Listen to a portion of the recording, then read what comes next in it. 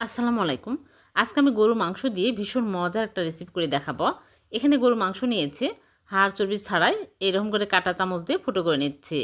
তারপরে আমি এর মধ্যে দিয়ে দিচ্ছি স্বাদমতো লবণ, হলুদের গুঁড়া, মরিচের গুঁড়া, জিরা, ধনিয়া গুঁড়া আর দিয়ে দিচ্ছি এলাচ, দারচিনি, লবঙ্গ, লং, আদা, রসুন বাটা সব কিছু দিয়ে আমি ভালো করে মাখিয়ে নেব।